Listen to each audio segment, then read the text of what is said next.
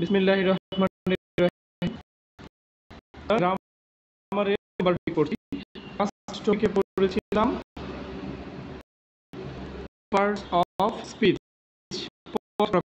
বাংলায় যেটাকে বলে পদ প্রকরণ বা শব্দের প্রকারভেদ বলতে পারে। আজকে পড়ব এই যে পদ বা শব্দ বা কথাংশ অঙ্গ দিয়ে যদি মনের ভাব সম্পূর্ণ প্রকাশ, বাক্য বাংলা হলো, ইংরেজিতে হলো সেন্টেন্স।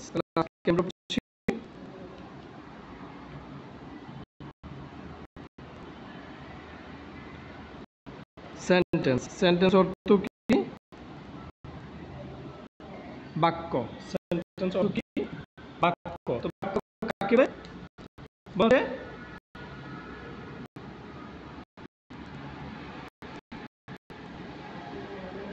আচ্ছা, আগে লিখে নেই সেন্টেন্স। হ্যাঁ, সেন্টেন্স কাকে বলা হচ্ছে?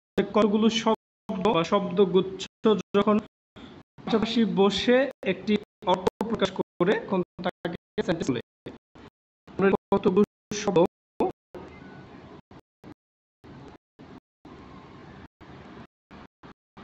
শব্দগুচ্ছ শব্দগুচ্ছ কতগুলো শব্দ বা শব্দগুচ্ছ যখন পাশাপাশি বসে একটি অর্থ প্রকাশ করে। পাশাপাশি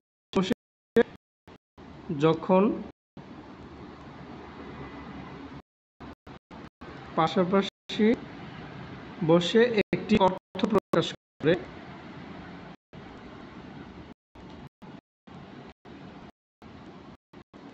পাশাপাশি বসে একটি অর্থ প্রকাশ করে তখন তাকে সেন্টেন্স বলে। কথা বোঝা যাচ্ছে?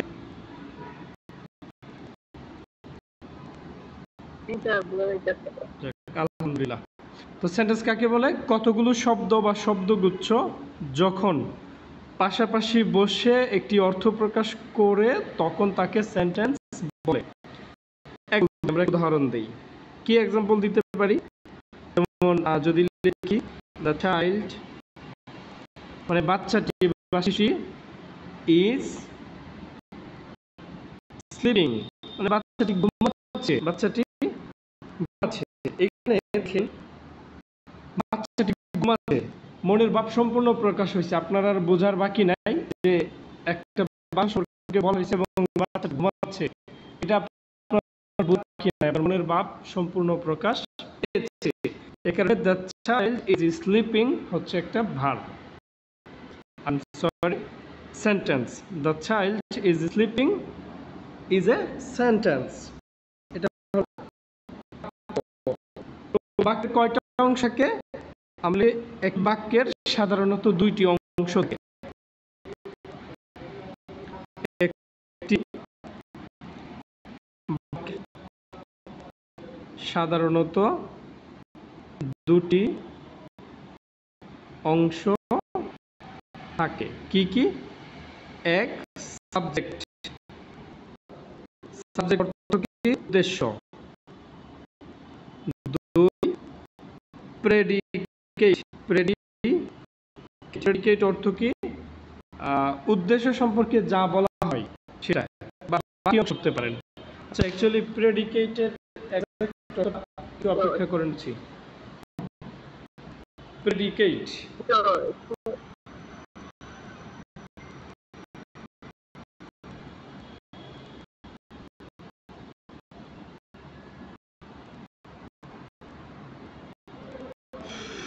উদ্দেশ্য বিদায়। হ্যাঁ, প্রেডিকেটের অর্থ হচ্ছে বিদায়। তো বিদায় মানে কি? বিদায় মানে হচ্ছে উদ্দেশ্য সম্পর্কে কিছু বলা। বিদায় মানে কি? উদ্দেশ্য সম্পর্কে কিছু বলা। প্রেডিকেটের অর্থ বিদায়। আর এই বিদায় উদ্দেশ্য সম্পর্কে কিছু বলা। বিদায় মানে হলো উদ্দেশ্য সম্পর্কে কিছু বলা। আমি লিখে দিই, আবার তো ছবি তুলে আপনাদের পাঠাবো। উদ্দেশ্য সম্পর্কে কিছু বলা, উদ্দেশ্য সম্পর্কে কিছু বলা। এই হলো বিদায়। তাহলে আমরা শিখলাম একটা বাক্যে সাধারণত দুটো অংশ থাকে, একটা হচ্ছে সাবজেক্ট আর একটা হচ্ছে প্রেডিকেট। আমি একটা এক্সাম্পল দেই, এই কথাগুলোর একটা উদাহরণ দিই। যেমন ধরেন,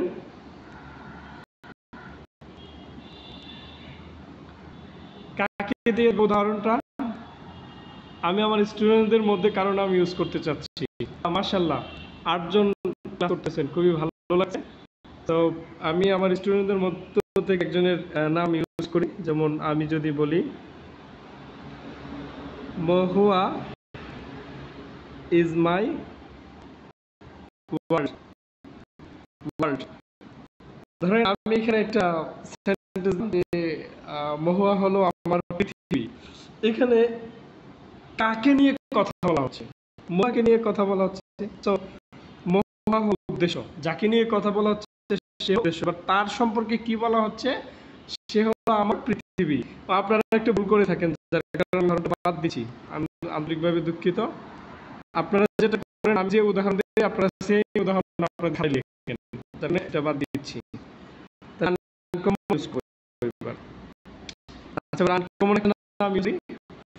আমি দিলাম সজীব। আমাদের এখানে সজীব কেউ নাই। হ্যাঁ, সজীব প্লেস ফুটবল, যেকোনো একটা লিখলেই হলো। হ্যাঁ, জন্য এখানে কি হচ্ছে? সজীব প্লেস ফুটবল, অর্থ কি? সজীব ফুটবল খেলে। উদ্দেশ্য কি? কাকে নিয়ে কথা বলা হচ্ছে? কাকে কথা বলা হচ্ছে? সজীবকে নিয়ে কথা বলা হচ্ছে। সজীব ফুটবল খেলে, কাকে নিয়ে কথা বলা হচ্ছে? সজীবকে। কারণ এই বাক্যের উদ্দেশ্য হচ্ছে সজীব, যাকে নিয়ে কথা হয় হচ্ছে উদ্দেশ্য। সম্পর্কে কি বলা আছে? ফুটবল খেলে, সে ফুটবল খেলে। তার এই সজীব কথাটা হচ্ছে সাবজেক্ট। সজীব কথাটা হচ্ছে সাবজেক্ট, এটা হচ্ছে সাবজেক্ট। আর এটা হচ্ছে প্রেডিকেট। প্রেডিকেট মানে বিধায়, আর বিধায় হচ্ছে উদ্দেশ্য সম্পর্কে। টুটুলের আরেক নাম টুটুলকে। টুটুলকে শুনি, আমাদের এখানে কেউ আছে না? একটু সময় নেই, একটু ফান করতে ভালো লাগে আসলে। দেখতে চাই টুটুল আমাদের কেউ আছে?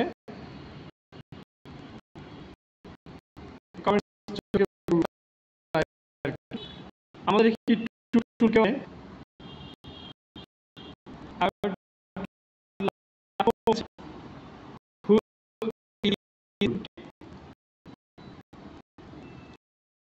কেউ আছে?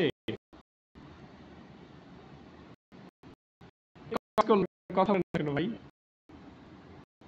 ঠিক আছে, কথা বললে কি বলা যাবে?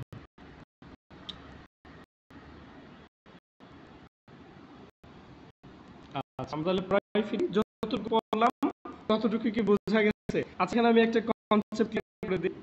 এখানে যে আবার অনেকে অনেক কিছু মনে করতে পারে, রেকর্ডিংও থাকতে, সো নো প্রবলেম।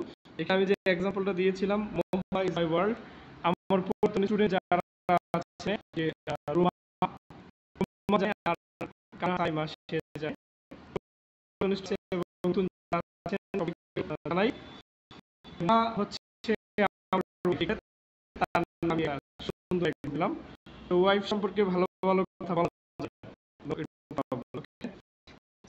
আমি আপনারা বুঝতে পারছেন, একটু আমাকে জানাবেন। ততটুকু কি আপনারা বুঝতে পারছেন? এই এতটুকু সেন্টেন্স এক্সাম্পল দিলাম। দুই থাকে সাবজেক্ট, এই দুটো অংশ আমরা দিলাম যে সাবজেক্ট হচ্ছে উদ্দেশ্য আর প্রেডিকেট হচ্ছে ভ্যাট।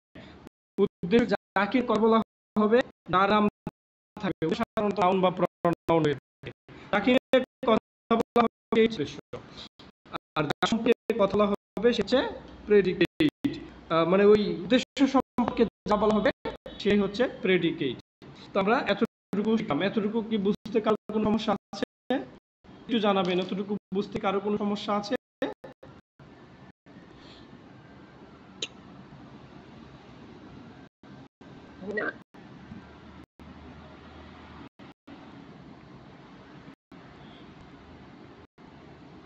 Everybody answer please.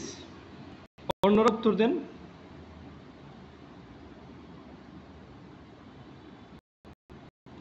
বুঝছেন তো আপনারা নাকি? সমস্যা না স্যার, বলেন। এই কথাটা কে বললো সমস্যা নাই বলেন? মিল্টন বলেছেন? এটা কি কোনো বলেন? আমি তো আপনাদের সাথে কিনা সেটা তো আমার বুঝতে হবে। যখন আপনারা বলবেন যে বুঝছি বা ইয়েস কমেন্ট করবেন বা হ্যাঁ বুঝতে পেরেছি, তখন আমি সামনে ফরওয়ার্ড হব। আর না হলে তো আমার সামনে বাড়াটা উচিত না। ঠিক আছে, সমস্যা নাই বলেন, এভাবে বলা যাবে না। যেটা যৌক্তিক উত্তর সেটা বলতে হবে। ঠিক আছে, ওকে। তাহলে আমরা সামনে বাড়ি। আমরা এই শিখলাম সেন্টেন্স কাকে বলে, সেন্টেন্সের চিনলাম যে মনের অর্থ যদি প্রকাশ করি তাহলে সে সেন্টেন্স হয়। যেমন আমি যদি এখানে আরেকটা sentence, any type of sentence we can speak, যে কোনো ধরনের সেন্টেন্স পাই। ফর এক্সাম্পল, আই রাইস, আমি ভাত খাই। I go to school, you should study regularly, তোমার নিয়মিত পড়াশোনা করা উচিত। এই type of sentence you sentence মানে এটা কি করবে, একটা মিনিংফুল অর্থপূর্ণ যেটা সেটা বাক্য। তো এতটুকু আর বুঝলাম। এবার আমরা অর্থ অনুসারে এই যে সেন্টেন্স পাম, সেন্টেন্স ওই ধরনের হয়ে থাকে, সেন্টেন্স ওইভাবে চিনতে পারি। হ্যাঁ, এটা আমরা কি করব জান। তো অর্থ অনুসারে সেন্টেন্স 5 প্রকার। অর্থ অনুসারে, অর্থ মিনিং, মিনিং অর্থ অনুসারে। তাহলে বাংলা লিখি, ইংলিশে according to meaning the sentence is difference 5 types. তাহলে আমরা এখানে এটাকে বলতে মিনিং অর্থ, অর্থ অনুসারে,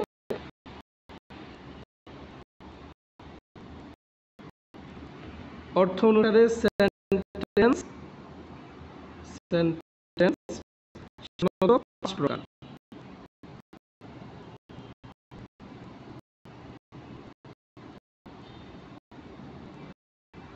অর্থ অনুসারে সেন্টেন্স সাধারণত 5 প্রকার, যথা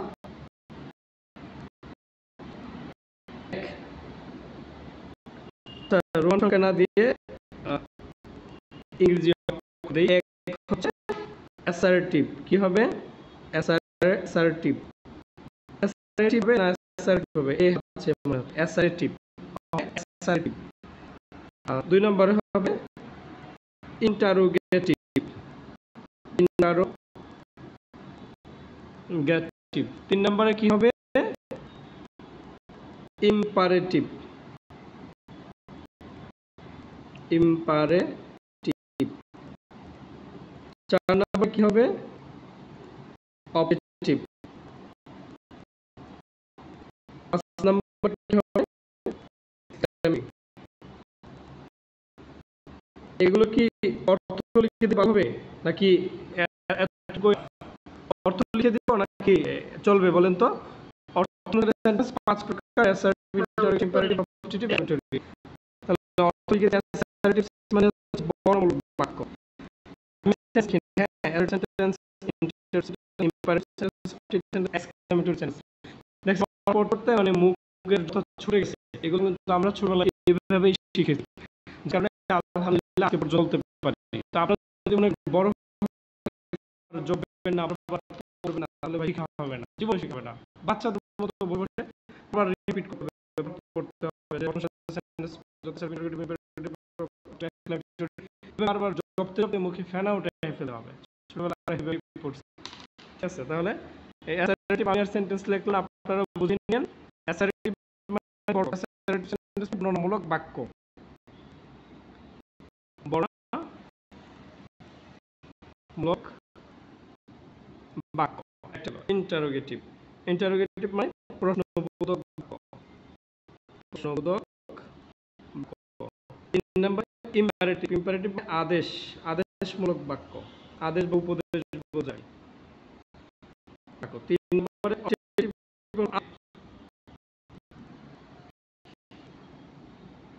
আর এক্সক্লেমেটরি বিষয়।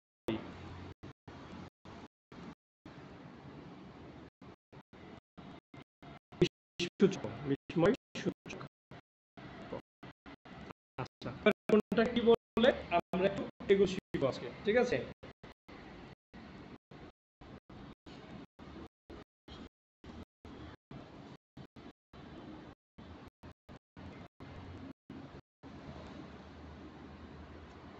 তাহলে এই পৃষ্ঠাটা শেষ। উল্টা পেলাম। এখন অ্যাসার্টিভ সেন্টেন্স কাকে বলে, অ্যাসার্টিভ সেন্টেন্সের স্ট্রাকচার কি কি হয়, অ্যাসার্টিভ সেন্টেন্সের উদাহরণ কি, এগুলো এখন আমরা শিখব ইনশাআল্লাহ। তা এখন পড়ি অ্যাসার্টিভ সেন্টেন্স। তাহলে এক নম্বরে হচ্ছে কি,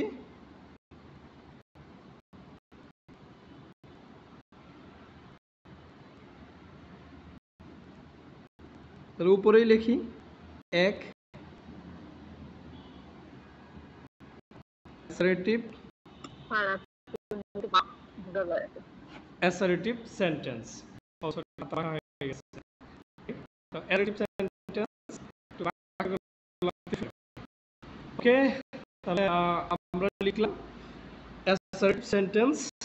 তো অ্যাসার্টিভ কাকে বলে লিখি, যে সেন্টেন্স কোনো বর্ণনা বা বিবৃতি প্রকাশ করে অথবা কোনো ঘটনা বা তথ্য প্রকাশ করে তাকে অ্যাসার্টিভ সেন্টেন্স বলে। তাহলে যে সেন্টেন্স বা যে বাক্য, আচ্ছা যে বাক্য কোনো বর্ণনা বা বিবৃতি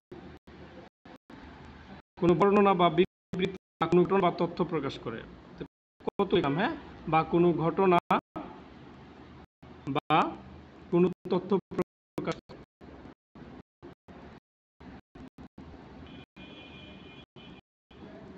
তাকে কি বলে, অ্যাসার্টিভ সেন্টেন্স বলে।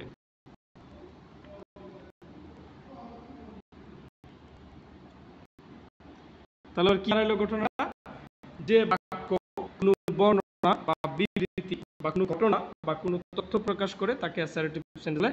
এটা স্ট্রাকচার, স্ট্রাকচার বাংলায় বলুন। এটা গঠনটা কিভাবে, এটা গঠন হবে, অ্যাসার্টিভ সেন্টেন্সটা কিভাবে চিনবেন, এই চিনাটা অ্যাসার্টিভ সেন্টেন্স দেখলে চিনতে হবে অ্যাসার্টিভ সেন্টেন্স কিভাবে। সংজ্ঞা সব বাদ দেন, জাস্ট গঠন দেখেই আপনি চিনতে পারবেন এটা সেন্টেন্স। অ্যাসার্টিভ সেন্টেন্স সাবজেক্ট, শুরু থাকবে সাবজেক্ট, এরপরে থাকবে ভার্ব, এরপরে থাকবে এক্সটেনশন বা যেমন আমি যদি এখানে একটা হচ্ছে এ এক্সাম্পল দিতে উদাহরণ দিই, আই ইট, আমি ভাত খাই। কি বলছেন, উদ্দেশ্য, এখানে কার সম্পর্কে কথা হচ্ছে, আমি ভাত খাই, আমার সম্পর্কে কথা, আমি, এই আমি হচ্ছে উদ্দেশ্য বা সাবজেক্ট। আমার সম্পর্কে কিভাবে হচ্ছে ভাত খাওয়ার কথা বলা হচ্ছে, এই ভাত খাওয়ার হচ্ছে প্রেডিকেট। তাহলে একটা দুইটা অংশ থেকে আমরা বুঝলাম, দুইটা অংশ পাইলাম। এবার সাবজেক্টের পরে ভার্ব থাকবে এবং থাকতেও পারে, নাও থাকতে পারে, সাবজেক্টের পরে ভার্ব থাকবে, সাবজেক্টের পরে ভার্ব থাকবে। এতটুকু হইলে সেটা হলো অ্যাসার্টিভ সেন্টেন্স। এতটুকু হইলে কি হবে, সেটা assertive sentence. I eat rice, আমি ভাত খাই। তাহলে এখানে এই যে এটা হলো সাবজেক্ট, ইটো ভার্ব। সাবজেক্ট ভার্ব যদি থাকে তাই হবে অ্যাসার্টিভ, এটা থাকলে থাকুক, না থাকলে না থাকুক। অ্যাসার্টিভ সেন্টেন্স এবার আমি যদি এখানে দেই, যেমন ধরেন এখানে যদি দিয়ে বা দে, যদি দে দে কি দিতে পারি, ধরুন দে প্লেট,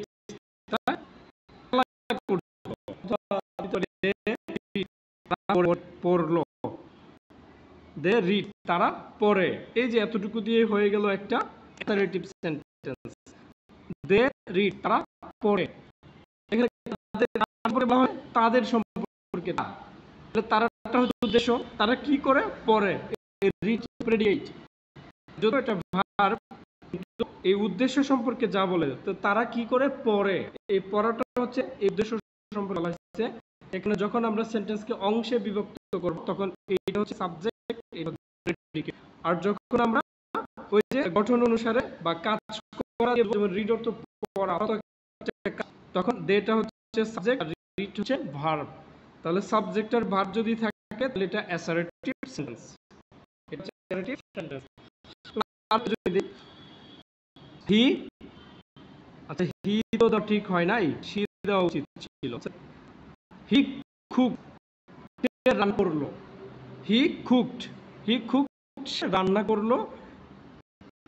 কি রান্না করলো, আচ্ছা রাইস দিল, সে ভাত রান্না করলো, অথবা কারি, কারি মানে কি, তরকারি, এটা ডাবল আর।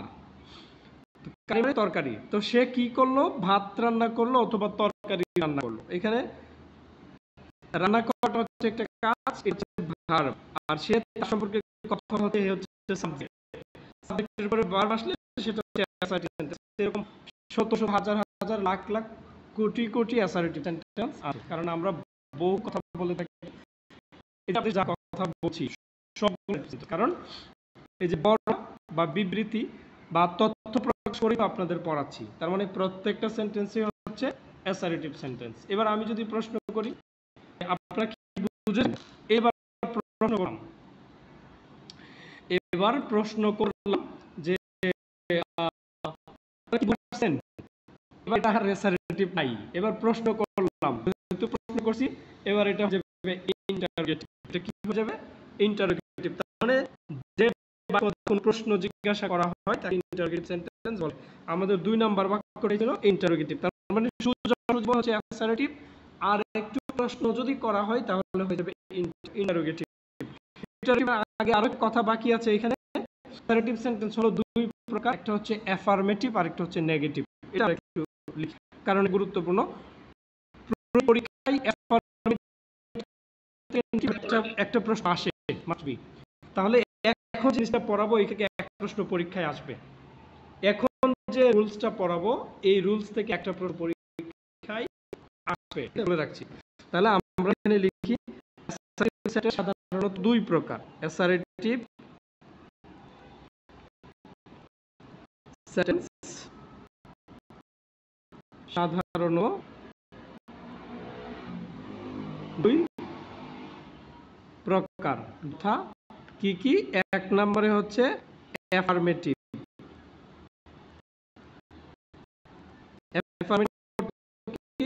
হা বোধক লেখাটা বিশ্রী হয়ে যাচ্ছে। 2 নম্বর নেগেটিভ। 2 নম্বর নেগেটিভ সেন্টেন্স মানে বাক্য, না বোধক বাক্য। তাহলে হা বোধক বাক্য, না বোধক বাক্য। এবার আমরা এক করি, অ্যাফার্মেটিভ বলে এক অ্যাফার্মেটিভ।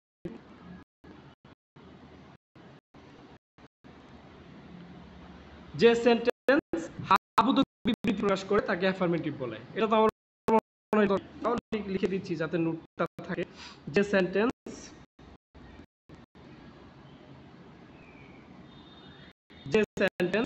হা বোধক বিবৃতি, যে সেন্টেন্স হা বোধক বিবৃতি, যে সেন্টেন্স হা বোধক বিবৃতি প্রকাশ করে তাকে কি বলে? অ্যাফার্মেটিভ সেন্টেন্স বলে। অ্যাফার্মেটিভ বানানগুলো ভুল করা যাবে না। দেখেন এখানে বলা হচ্ছে এফআর, কিন্তু লেখা আই দিয়ে ফেলবো। এটা একটু ভালো খেয়াল করে শিখতে হবে। যা বলে ফেয়ার অ্যাফার্মেটিভ সেন্টেন্স বলে।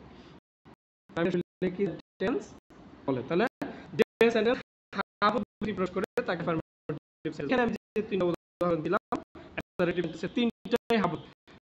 আর তারা পড়ে, স্যার আপনার এটা মনে হয় অ্যাসার্টিভ না, অ্যাসার্টিভ হবে। এটা হবে না।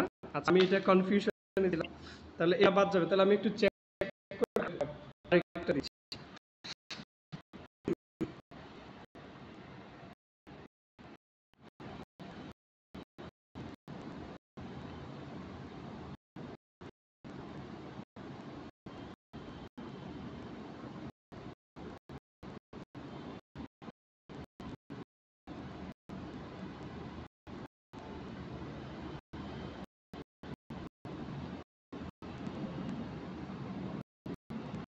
তাহলে এটা হবে না, আমি একটা লম্বা টান দিচ্ছি, তার মানে বুঝতে হবে এটাই, এটা নেই। তাহলে এটা assertive, A double S E R T I V E, assertive. কি হবে? Assertive sentence. তো এটা সবচেয়ে এটা বাদ। আচ্ছা এই স্পেলিংটা সব ঠিক করে নেবেন, এটা থাকবে না। Double S E R S R T I V E, assertive. Assertive sentence. তো এই যে অ্যাসার্টিভ সেন্টেন্স অ্যাসার্টিভ সেন্টেন্স আমরা শিখেছি দুই প্রকার, অ্যাফার্মেটিভ, নেগেটিভ। এখানে যে তিন উদাহরণ দিয়েছি এই তিনটা উদাহরণ কি হাবোধক বর্ণনা দিয়েছে। তিনটা উদাহরণ হাবোধক বর্ণনা দিয়ে আই আমি ভাত খাই, এটা হাবোধক। এটা তারপরে হাবোধক খুব রাইস সে বানান করলো তিনটা উদাহরণ আমরা এখানে নিয়ে আসতে পারি। আচ্ছা ঠিক আছে, এই তিনটা উদাহরণ বাদ দেই, আমরা আরেকটা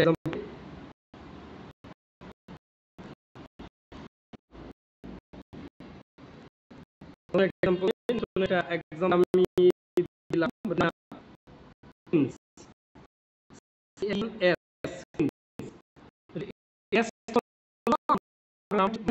তখন শিখবো, তখন শিখবো।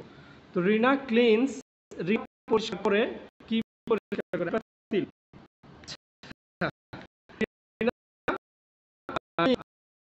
যায় দা টেবল অথবা পট ফর পারো পাত্রটি পরিষ্কার করে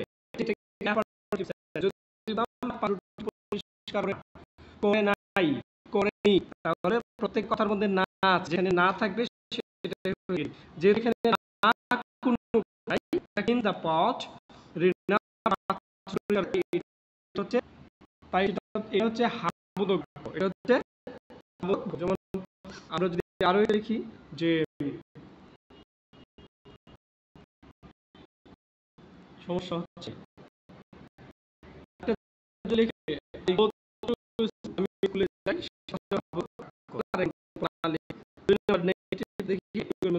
নিয়ে নেই, তাহলে আমরা নুন সাথে ইন্টারোগেটিভে যাব। তাহলে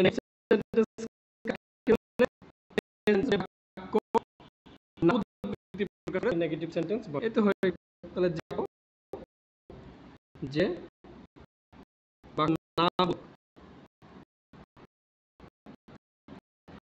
প্রকাশ করে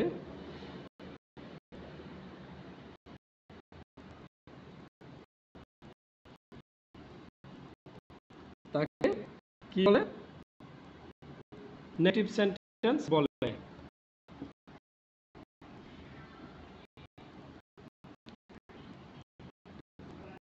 তাকে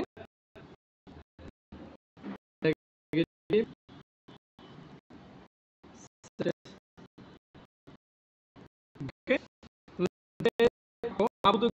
প্রকাশ করে তাকে নেগেটিভ সেন্টেন্স আমরা ওই যে ওই এক্সাম্পলটা রিনা ক্লিনস দ্য পট চেঞ্জ, এটা হাবোধক থেকে হ্যাঁ, তাহলে কি হবে? রিনা ডাজ নট মানে করে না ক্লিন পরিষ্কার ক্লিন দ্য পট,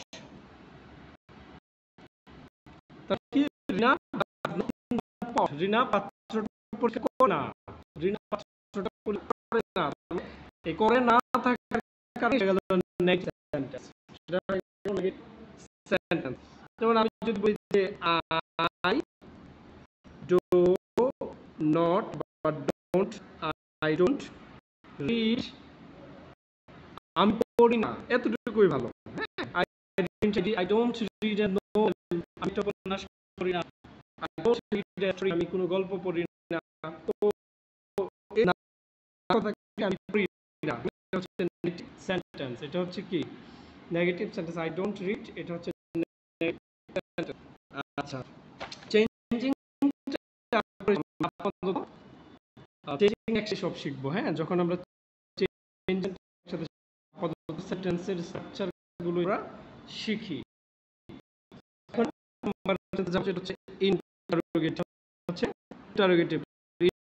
প্রথমে একটু বলেছিলাম যে যেটা দিয়ে প্রশ্ন করা হয় সেটা হচ্ছে ইন্টারোগেটিভ সেন্টেন্স। সেন্টেন্স মানে প্রশ্নবোধক বাক্য। তো যে সেন্টেন্স যে দ্বারা প্রশ্ন জিজ্ঞাসা করা হয় তাকে ইন্টারোগেটিভ সেন্টেন্স বলে। একদম সহজ। তাহলে যে সেন্টেন্স দা প্রশ্ন জিজ্ঞাসা জিজ্ঞাসা করা হয়, কোনো প্রশ্ন জিজ্ঞাসা করা হয়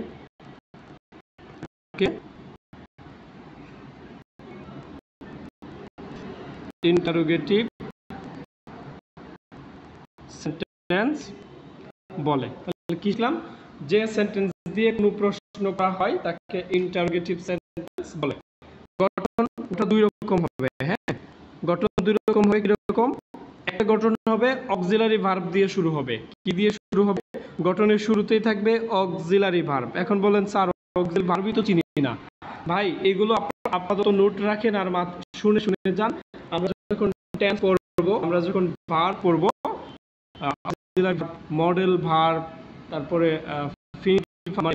মেইন এগুলো রাখবো। হ্যাঁ, আমরা এই বিস্তারিত আলোচনা।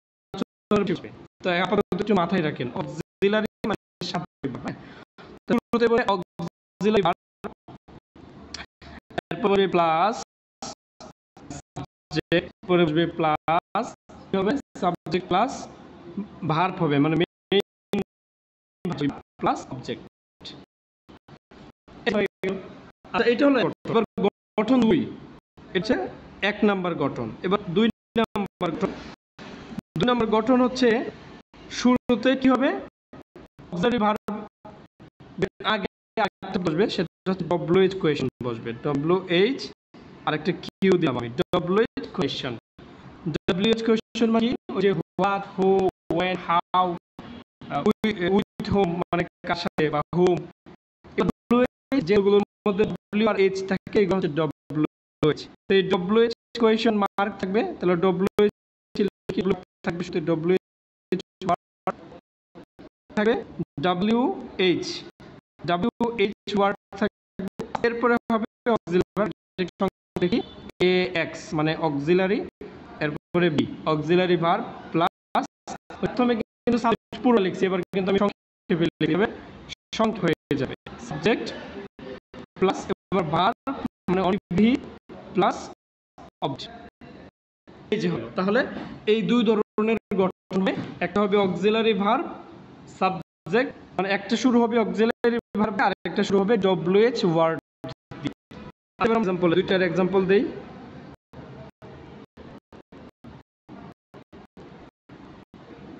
আমি এখানে একটা एग्जांपल লিখলাম যে ডু ইউ ইট, প্রশ্নবোধক চিহ্ন দিলাম। আমি আপনাকে জিজ্ঞেস করলাম ডু ইউ ইট, তুমি কি খাও? তার উত্তর হবে হে অথবা না। যদি ডু দিয়ে প্রশ্ন করা হয় হে অথবা না। ইয়েস আই ডু অর্থ কি হে আমি খাই, অথবা আই ইট হ্যাঁ আমি খাই। আচ্ছা, এবার যদি আমি এটা বলি দুই নাম্বার एग्जांपल যদি আমি দিই হোয়াট ডু, এবার কিন্তু হোয়াট এই যে ডব্লিউএইচ দুই নাম্বার গঠন, হোয়াট চলে আসছে। এবার হোয়াট ডু ইউ ইট, এবার বলছে তুমি কি খাও? আপনার নাম বলতে হবে, আপনি কি খান। প্রথমে জিজ্ঞেস করা হলো তুমি কি খাও, হ্যাঁ, উত্তর শেষ, আপনার আর না বললেও চলবে। যদি বলে হোয়াট ডু ইউ ইট, তুমি কি খাও, এবার বলতে হবে I eat rice, I eat mango, আমি আম খাই, আমি ভাত খাই। আপনি যা খান সেটা নাম বলতে হবে। তাহলে হোয়াট ডু ইউ ইট, তুমি কি খাও, হোয়াট ডু ইউ ইট, তুমি কি খাও।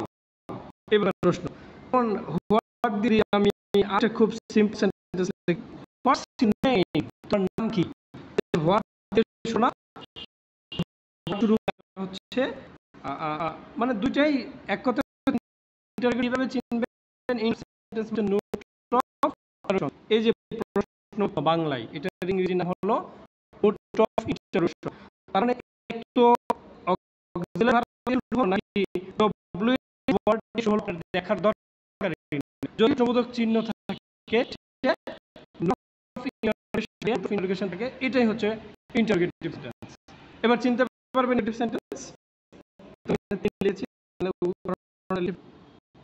হোয়াটস ইওর নেম মানে তোমার নাম কি। যে প্রত্যেকটা প্রশ্নের শেষে কি আছে, note of interrogation note of থাকে, সেটা হয়ে যাবে কি, সেটা হয়ে যাবে প্রবোধক সেটা হবে ইন্টারোগেটিভ সেন্টেন্স। এবার আমরা ইম্পারেটিভ সেন্টেন্স। তো যে সেন্টেন্স দ্বারা আদেশ, অনুরোধ, উপদেশ ইত্যাদি প্রকাশ পায় ইম্পারেটিভ সেন্টেন্স। ঠিক আছে, আর লিখি আমরা ইম্পারেটিভ সেন্টেন্স। তো ইম্পারেটিভ সেন্টেন্স কাকে দ্বারা আদেশ, উপদেশ, নির্দেশ ইত্যাদি প্রকাশ পায় তাকে ইম্পারেটিভ সেন্টেন্স বলে। আচ্ছা লিখি আমরা যে সেন্টেন্স দ্বারা আদেশ, উপদেশ, অনুরোধ ইত্যাদি প্রকাশ পায়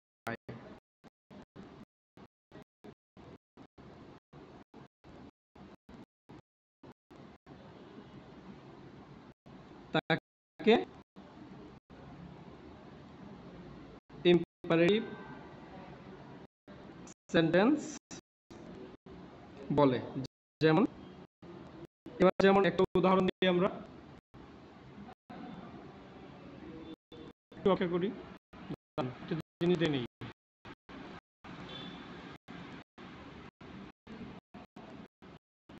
জন কাজ করতেছেন, একটু মাঝখানে একটু ডিস্টার্ব করি, দেখি না কে।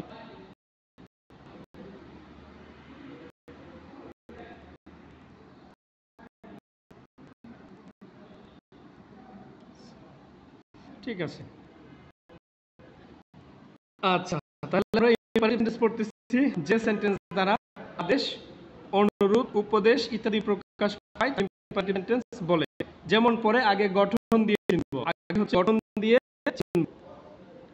গঠন গঠন এটা শুরু হবে ভার্ব দিয়ে, ভার্ব অ্যাকশন। অ্যাকশন মানে অতিরিক্ত অংশ, বাকি অংশ বোঝায়। এক্সটেনশন মানে অতিরিক্ত বা বাকি অংশ। এটা ভার্ব দিয়ে শুরু হবে। আমরা एग्जांपल দেই। एग्जांपल যেমন ভার্ব দ্রুত যদি, ও মাই গড শেষ হয়ে গেল।